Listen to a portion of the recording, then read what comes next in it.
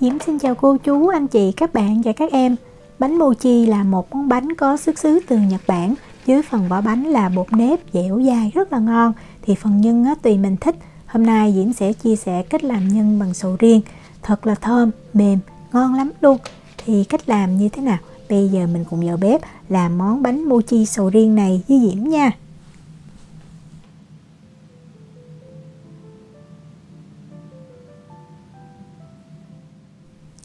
Mình đi chuẩn bị phần nhân bánh trước. Thì Diễm sử dụng sầu riêng, ở đây là đông đá nha. Thì một hộp như vậy nó có 2 gói ở bên trong. Mỗi gói nó khoảng từ 210 cho tới 250 gram. Mình sẽ để cho sầu riêng nó tan đá. Sau đó mình mới mang mình làm ha. Mình lấy một cái chảo nhỏ đó. Thì Diễm cho cái cục sầu riêng này vào. Để cho cái nhân nó đậm đà và nó ngon hơn. Thì mình cần có ở đây là bơ nha. Tiếp theo thì sẽ là đường. Thì đường tùy cái sầu riêng nó ngọt nhiều hay ít mình có thể điều chỉnh. Đường ở đây Diễm sử dụng là 30g. Cách đo bằng muỗng thì Diễm ghi ở phần miêu tả video. Về bơ thì Diễm sử dụng 30g và là bơ có muối. Nếu mà mình sử dụng bơ lạc thì mình nên cho khoảng 1/8 muỗng cà phê muối vào ha, giúp cho cái nhân nó đậm đà hơn. Bắt cái chảo sầu riêng lên bếp, mình cho đường vào. Sau đó mình bật bếp lên ha. Diễm sẽ bật lửa trung bình. Mình cũng có thể bật lửa lớn. Rồi khi mà mình thấy sầu riêng bắt đầu nó sôi thì mình hạ xuống lửa trung bình cũng được. Và bây giờ mình trộn cho đường nó tan trong sầu riêng. Và mình xào cái này lên. Khi mà mình thấy đường tan và sầu riêng bắt đầu nó sôi nhẹ lên như vậy, thì lúc này mình sẽ lấy bơ để mình cho vào ha. Còn nếu mà mình không có bơ, mình có thể thay thế bằng dầu ăn. Thì mình cho dầu ăn 15g là đủ nha. Cho bơ vào, mình tiếp tục mình xào ha.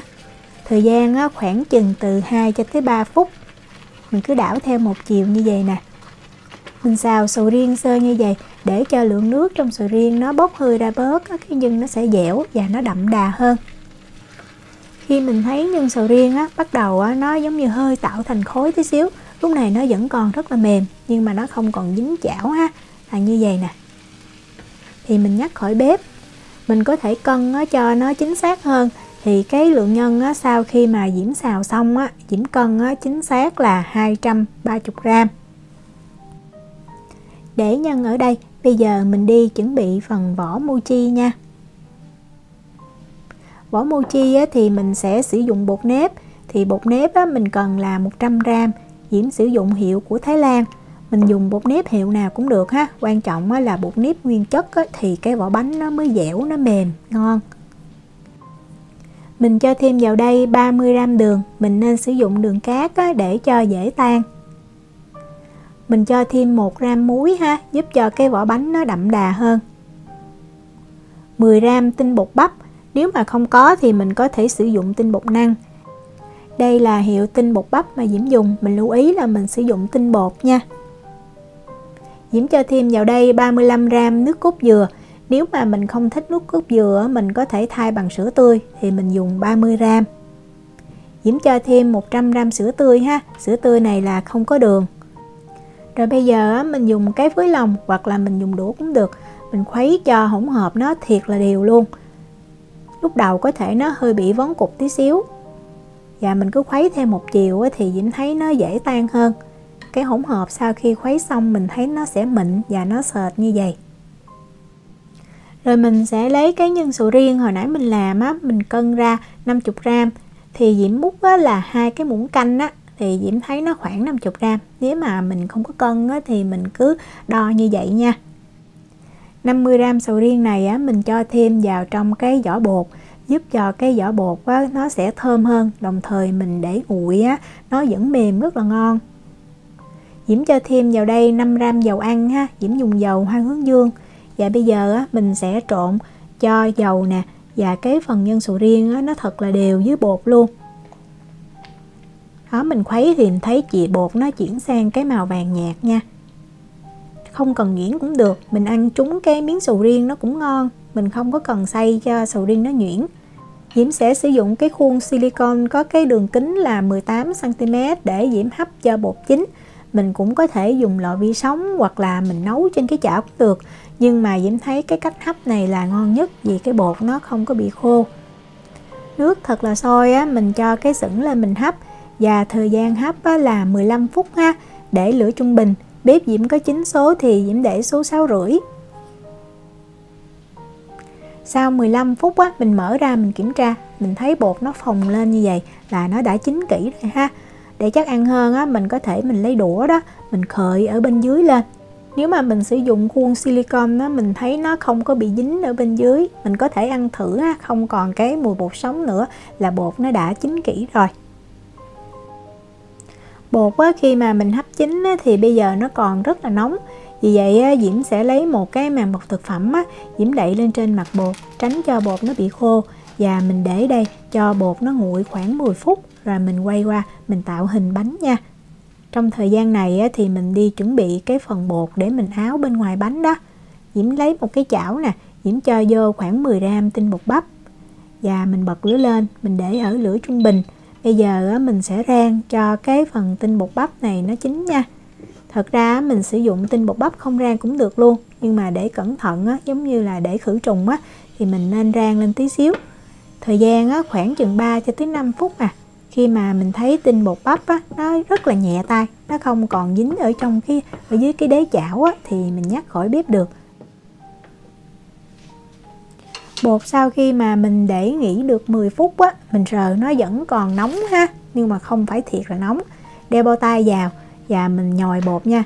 Diễm lưu ý là mình phải đeo bao tay và mình nên có cái tấm lót silicon ở dưới hoặc là nhựa ha.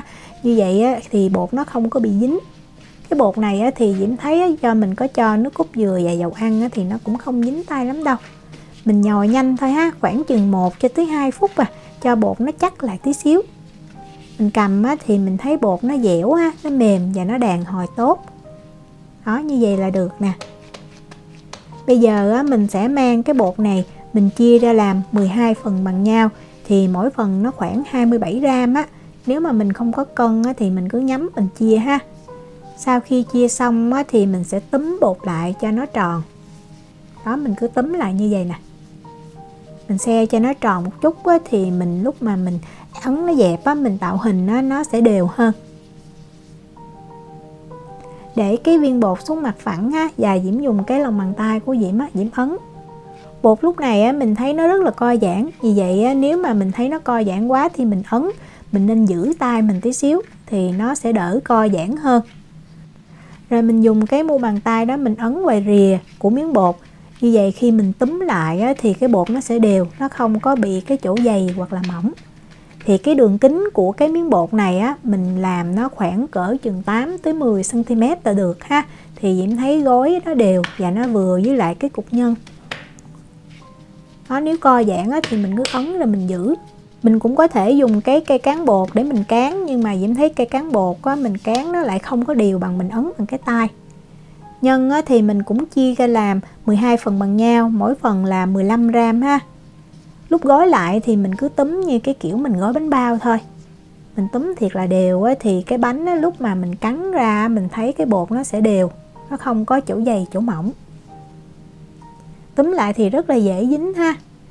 Nếu mà mình làm chưa có quen á, thì mình nên làm cho miếng bột nó to tí xíu thì dễ gói hơn.